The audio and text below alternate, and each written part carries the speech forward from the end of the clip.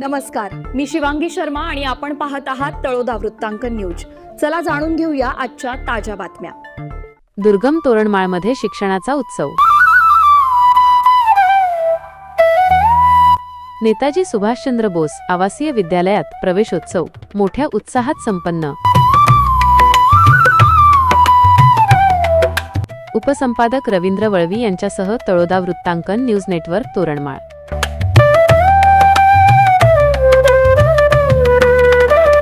नमस्कार प्रेक्षक हो, दुर्गम आणि आदिवासी भागातील विद्यार्थ्यांना दर्जेदार शिक्षणाच्या मुख्य प्रवाहात आणण्यासाठी प्रशासनाने कंबर कसली आहे।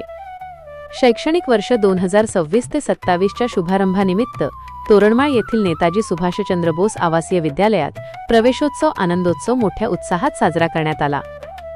राज्याचे शालेय शिक्षण मंत्री दादाजी भुसे यांच्या प्रमुख उपस्थितीत नवागत विद्यार्थ्यांचं स्वागत करून नवीन शैक्षणिक वर्षाची सुरुवात करण्यात आली।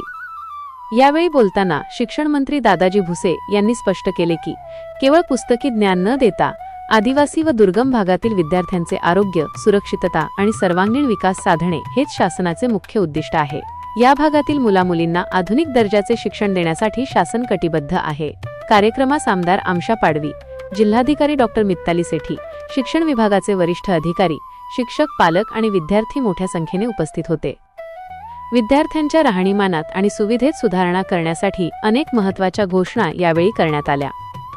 शाळेत विद्यार्थ्यांना दर्जेदार बेड, पिण्याचे शुद्ध पाणी, सौर ऊर्जा सुविधा, नियमित आरोग्य तपासणी आणि स्वसंरक्षण प्रशिक्षण दिले जाणार आहे। तसेच विद्यार्थ्यांच्या क्रीडा गुणांना वाव देण्यासाठी भविष्यात तोरणमाळ येथे एक सुसज्ज क्रीडा अकादमी उभारण्याचा प्रशासनाचा विचार सुरू असल्याची माहिती यावेळी देण्यात आली। जिल्हाधिकारी डॉक्टर मित्ताली सेठी यांनी प्रशासनाचा मानस व्यक्त करताना सांगितले की दुर्गम भागातील विद्यार्थ्यांना विज्ञान, तंत्रज्ञान, क्रीडा आणि नवोपक्रमाधारित टॉप नॉच म्हणजेच अतिउच्च दर्जाचे शिक्षण देण्याचा आमचा संकल्प आहे। एकही मूल शिक्षणापासून वंचित राहू नये यासाठी शाळाबाह्य विद्यार्थ्यांना शोधून त्यांना पुन्हा शाळेत आणण्यासाठी विशेष मोहीम राबवली जात आहे। कार्यक्रमाच्या शेवटी शाळेत पहिल्यांदाच पाऊल ठेवणाऱ्या आणि पुढील वर्गात गेलेल्या विद्यार्थ्यांचे पुष्पगुच्छ व शैक्षणिक साहित्य देऊन स्वागत करण्यात आले।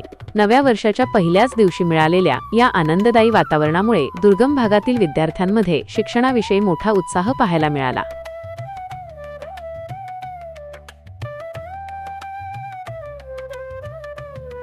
आजसाठी इतकेच।